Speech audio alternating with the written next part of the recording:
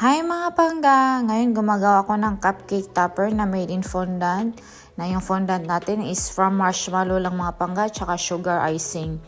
Ang theme pala ng cupcakes natin mga pangga is pirates mga pangga. So, bali 6 pieces na face ng pirate. Tapos, 6 logo ng pirate, yung may skull tsaka bones. Ginawa ko ito 2 weeks ago na. So, matagal-tagal na talaga siya dito sa phone ko. Na kailangan ko nang magbawas kasi marami akong incoming order na kailangan ko ding i-video. Flavor ng cupcake natin, vanilla. Si Mami pala is regular customer ko na. Nakailang ulit na silang umorder sa akin. Friend din sila ni amo ko. So, lahat ng mga nag-order sa akin is mostly is friends to friends nila ni amo. So, ngayon na marami pa silang baby, lubos-lubusin na natin. Kasi kung malalaki na yung mga bata, no need na sila ng mga ganito or mga cake. Kasi gusto lang nila yung mag-hangout, maliit na cake. Hindi na kagaya na ganito na kailangan talagang gagawa ka pa ng ganito. Kaya nagpapasalamat din ako sa mga friends ni amo, sa mga customer niya. Yan, pinapakita ko sa inyo yung kung anong mga tips ang ginamit ko. Gumamit na ako ng Welton number 10, then Welton number 3. Yung isa is I think Welton number 1 yung pinakamaliit na circle. Pangatlong beses na pala tong order ng isa sa pinakamabait na customer ko. Kung naalala nyo mga pangga, yung 32 cupcakes ata yun na may Batman, may Superman, tsaka Captain America. Tapos yung Daisy cake, mga pangga. Tapos ito, pangatlo na, yung pirate theme. Iisa lang mga pangga. So, regular customer ko na talaga sila. Tsaka nagpapasalamat ako sa walang sawang pagtitiwala nila sa akin. Kahit minsan hindi ko makuha ko or hindi ko ma-perfect. Pero na-appreciate pa rin nila mga pangga. Kasi syempre, hindi naman talaga tayo gaanong professional sa mga ganito. Pero I tried my best na makuha at saka magaya ko lahat ng mga gusto ng mga customer ko.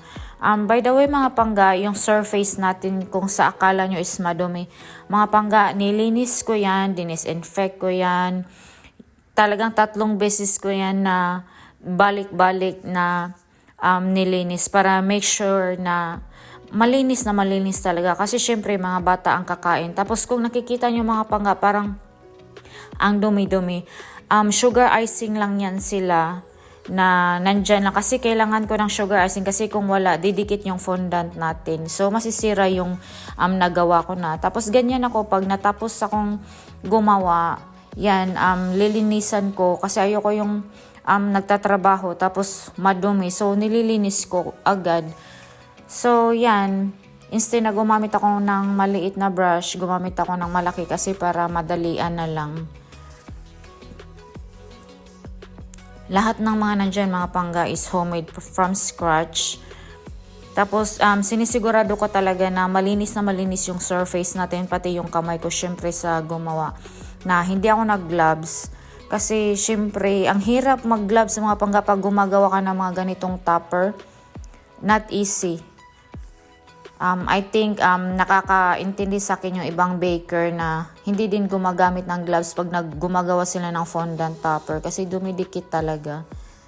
So, ganyan lang siya mga pangga. Pag may picture silang sinend sa akin, ginagaya ko lang. Tapos yan, nagagaya ko naman siya na kahit hindi man lang perfect pero at least nagaya natin siguro 80 to 90%, not 100%. So, yan na ang whole cupcake topper natin. Yung cupcakes natin is ginawa ko na yan in advance. Tapos prepare ko na in advance. Tapos nilagay ko sa aircon area. So, ganyan lang mga pangga. Nasa itaas lang natin ilalagay. Lahat edible yan na. Homemade from scratch talaga yan. With love. So, yan na. Pinick up nila yan by the following day. Kasi nagparty sila sa island. Hindi sila nagparty dito sa amin. So, parang pumunta sila ng ibang lugar. Belated happy birthday, Mason. Hope you enjoyed your cupcake.